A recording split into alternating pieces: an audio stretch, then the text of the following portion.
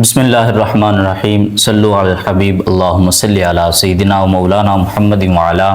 آل سیدنا و مولانا محمد مبارک وسلم وصلی علیہ یا صاحب الجمال و یا سید البشر من وجہک المنیر لقد نور القمر لا یمکن ثناء کما کان حقہ بعد از خدا بزرگ توئیں قصہ مختصر۔ تمام دیکھنے اور سننے والے دوست و احباب کو میری طرف سے السلام علیکم ورحمۃ اللہ وبرکاتہ۔ اللہ کریم آپ سب کا حامی و ناصر ہو، اللہ کریم آپ سب کو سلامت رکھے۔ محترم سامعین زیوکار، ہمارے آج کے اس پروگرام رحمت رمضان کا جو عنوان ہے وہ ہے مارکہ حق و باطل غزوہ بدر۔ انشاءاللہ اس موضوع پر آج گفتگو ہوگی۔ تو ہمارے پینل میں جو احباب موجود ہیں ان کا تعارف کرواتا چلوں۔ گفتگو کے لیے آج موجود ہیں جناب علامہ غلام دستگیر صاحب، اور ان کے ساتھ ساتھ نعت شریف کا ہدیہ پیش کرنے کی سعادت حاصل کریں گے جناب علامہ زاہد محمود صاحب۔ میں احباب کا بے حد ممنون و مشکور ہوں کہ انہوں نے آج رحمت رمضان پروگرام میں جلوہ گر ہو کر اس پروگرام کو چار چاند لگائے۔ سامعین زبکار، پروگرام کے سلسلے کو آگے بڑھاتے ہیں تو سب سے پہلے بارگاہ خیر الانام صلی اللہ علیہ وسلم میں اپنی عقیدت کا اظہار کرنے کی سعادت حاصل کرتے ہیں جناب زاہد محمود صاحب۔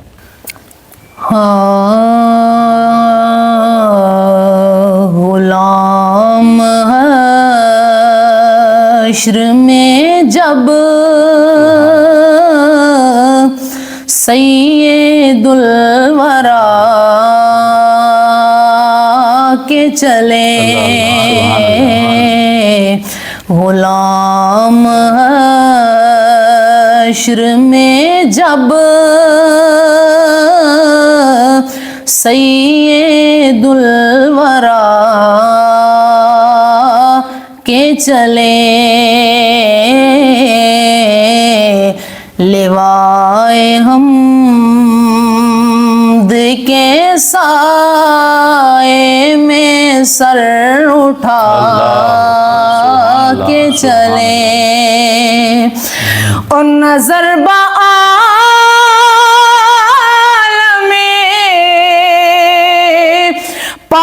پاکیزگی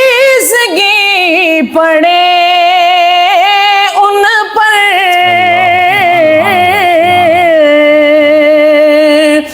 نظر بعالم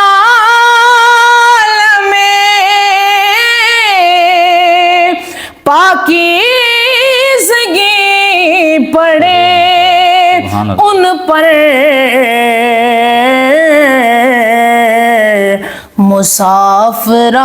مسافران لحد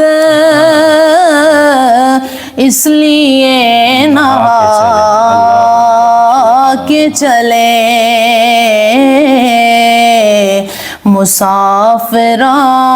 مسافران لحد اس لیے نہا کے چلے، اور جناب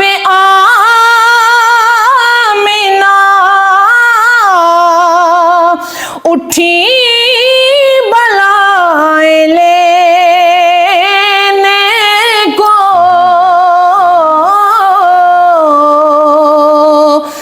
جناب آمنہ اٹھی بلائیں لینے کو، جو سر پہ تاج شفاعت کا وہ سجا کے چلے، جو سر پہ تاج شفاعت کا وہ سجا کے چلے، اور نصیر ان کے سوا کون ہے رسول ایسا، نصیر ان کے سوا کون ہے رسول ایسا، جو بخشوانے پہ آئے تو بخشوا کے چلے، جو بخشوانے پہ آئے تو بخشوا کے چلے، غلام حشر میں جب سید الورا کے چلے۔ ماشاءاللہ جزاک اللہ، کیا خوبصورت انداز میں نعت شریف کا ہدیہ پیش کیا۔ میرا بھی دل چاہ رہا ہے کہ میں بھی ایک کلام پیش کروں۔ سید اعلیٰ حضرت فرماتے ہیں کہ سرور کہوں کہ مالک و مولا کہوں تجھے، سرور کہوں کہ مالک و مولا کہوں تجھے، باغ خلیل کا گل زیبا کہوں تجھے، تیرے تو وصف عیب تناہی سے ہے بری، حیراں ہوں میرے شاہ کیا کیا کہوں تجھے، حیراں ہوں میرے شاہ کیا کیا کہوں تجھے، محبوب خدا کہوں، خواجہ ہر دو سرا کہوں، شفیع روز جزا کہوں، پشت پناہ ہر بے نوا کہوں، امیم الجود والعطا کہوں، نبی الانبیاء کہوں، دو عالم کا داتا کہوں، بے کسوں کا سہارا کہوں، وسیلۃ العظمیٰ من آیات ربہ الکبریٰ کہوں، دست قدرت کا شاہکار کہوں، دست قدرت کا اعجاز کہوں، میں اس ذات کو دنائے سبل کہوں، ختم الرسل کہوں، مولائے کل کہوں، احمد مجتبیٰ کہوں، محمد مصطفیٰ کہوں، اور آخر رضا نے ختم سخن اس پہ کر دیا، خالق کا بندہ خلق کا آقا کہوں تجھے، خالق کا بندہ خلق کا آقا کہوں تجھے۔ ماشاءاللہ سامعین زیوکار، جیسے کہ آپ کے علم ہے کہ ہمارے آج کے اس پروگرام رحمت رمضان کا جو عنوان ہے، جو 17 رمضان المبارک کے حوالہ سے ہے، غزوہ بدر مارکہ حق و باطل، اس کے متعلق آج گفتگو فرمانے کے لیے ہمارے پینل میں موجود ہیں جناب علامہ غلام دستگیر صاحب۔ میں ان سے عرض گزار ہوں کہ اسی موضوع کو برقرار رکھیں اور اپنی گفتگو کا آغاز فرمائیں۔ نحمدہ ونصلی ونسلم علی رسولہ الکریم، اما بعد فاعوذ باللہ من الشیطان الرجیم، بسم اللہ الرحمن الرحیم۔ وَلَقَدْ نَصَرَكُمُ اللَّهُ بِبَدْرٍ وَأَنْتُمْ أَذِلَّةٌ فَاتَّقُوا اللَّهَ لَعَلَّكُمْ تَشْكُرُونَ۔ صدق اللہ و مولانا العظیم و صدق رسولہ النبی الأمی الحبیب الکریم، صلو علی الحبیب الصلاۃ والسلام علیک یا سیدی یا رسول اللہ وعلی آلک و اصحابک یا حبیب اللہ۔ حضور نبی کریم صلی اللہ علیہ وآلہ وسلم کی بارگاہ عالیہ کے اندر درود و سلام کا نذرانہ نہایت ہی عزت و تکریم کے ساتھ پیش کرنے کے بعد، میرے نہایت ہی معزز محمد زہیب چشتی صاحب، آپ کا تہ دل سے مشکور ہوں کہ آپ نے اپنے اس پروگرام کے اندر ہمیں دعوت دی، حضور نبی کریم صلی اللہ علیہ وسلم کے دین کی چند ایک باتیں آپ کی خدمت کے اندر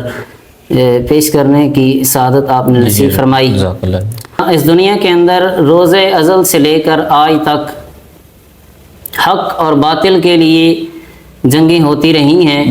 اور ہوتی رہیں گی، اور انہی جنگوں میں سے ایک جنگ غزوہ بدر کی، اسلام کی پہلی جنگ بھی ہے۔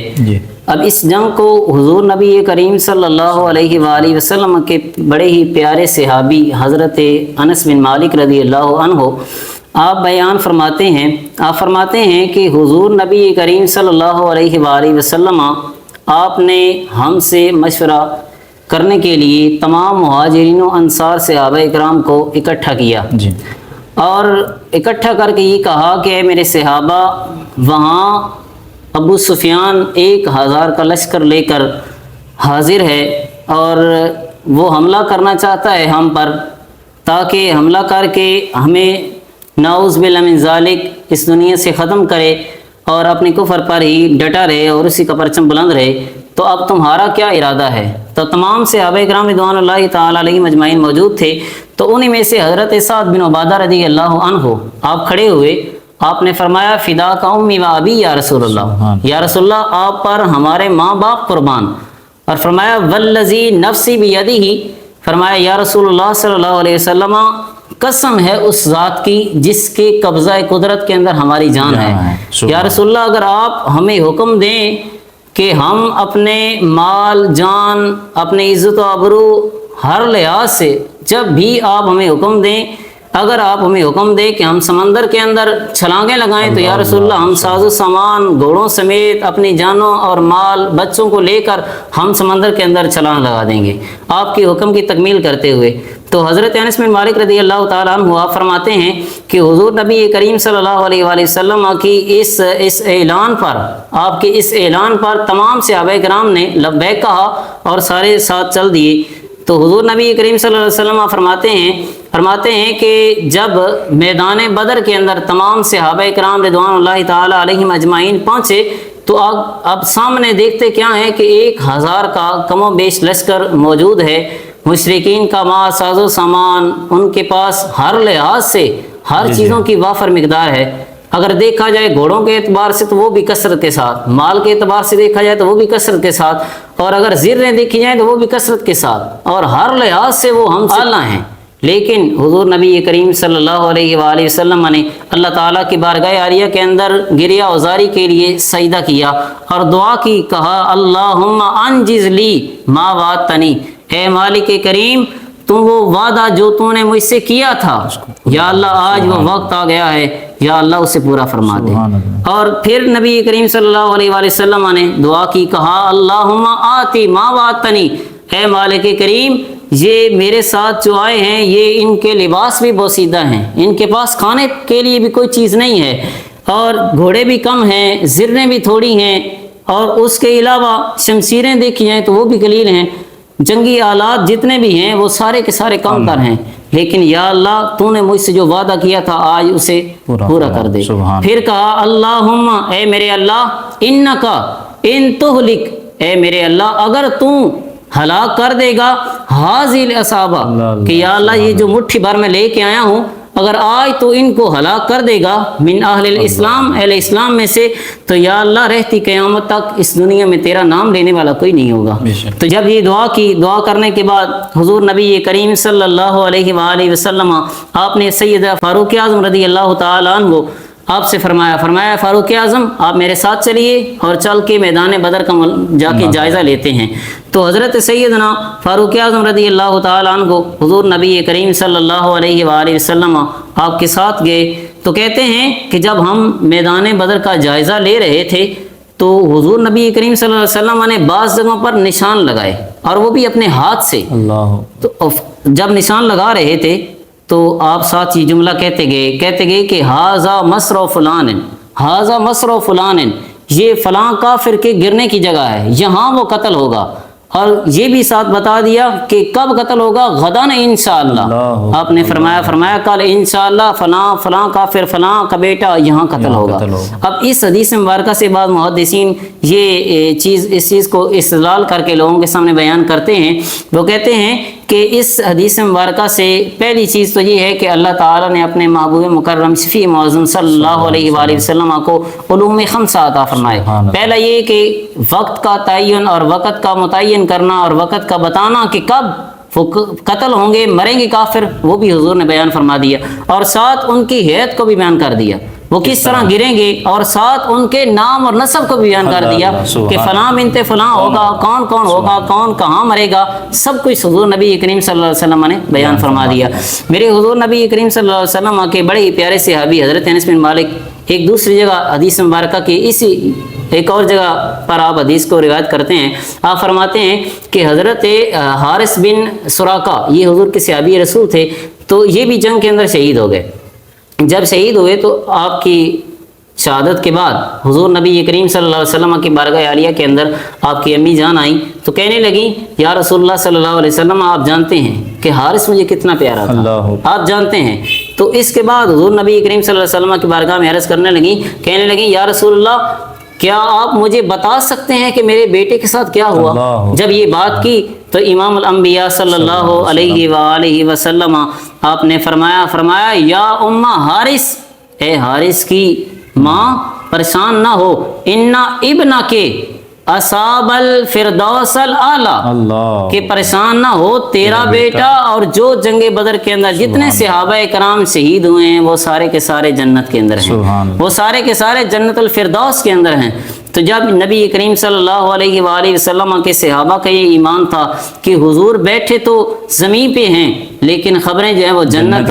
کی ساری دے رہی ہیں، جنت کے بارے میں بتا رہے ہیں، تو حضور نبی کریم صلی اللہ علیہ وآلہ وسلم کہ تمام صحابہ کرام نے صبر اور تقوی کو اختیار کیا اور حضور نبی کریم صلی اللہ علیہ وسلم کی اطاعت کے اندر اپنی زندگیاں گزار دیں اور سب کچھ رسول اللہ صلی اللہ علیہ وسلم کے نام پر قربان کر کے پوری امت مسلمہ کو یہ درس دے دیا کہ رہتی قیامت تک جو بندہ بھی رسول اللہ صلی اللہ علیہ وآلہ وسلم کی اطاعت کے اندر اپنی زندگی گزارے گا تو اس کی زندگی ضائع نہیں ہوگی، بلکہ اللہ تعالیٰ اس کی زندگی کو اعلیٰ سے اعلیٰ بنا دے گا، پھر دنیا کے اندر بھی اسے عزتیں ملیں گی۔ اب غزوہ بدر کے اندر بھی دیکھ لیجئے، جو صحابہ کرام جنہوں نے جامع شہادت نوش کی ان کو بھی اللہ نے مقام دیا، اور جو غزوہ بدر کے اندر باقی بچ گئے واپس آئے اللہ تعالیٰ نے ان کو انعام یہ دیا، فرمایا حضور نبی کریم صلی اللہ علیہ وسلم نے فرمایا اے معلوم معاشے تم، فرمایا جو تم چاہو عمل کرو، اللہ تعالیٰ نے تمہارے لیے جنت کو واجب کرا دے دیا ہے۔ تعالیٰ کی بارگاہ عالیہ میں دعا ہے کہ اللہ تعالیٰ ہمیں صحابہ کرام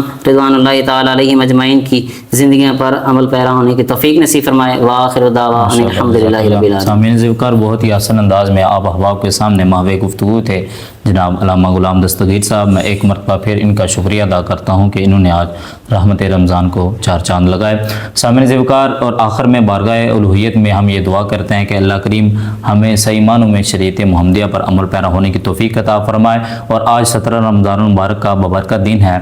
شہدائے بدر کے لیے خوب اصالہ ثواب کیجیے۔ اگلے پروگرام میں ملتے ہیں۔ السلام علیکم ورحمۃ اللہ وبرکاتہ۔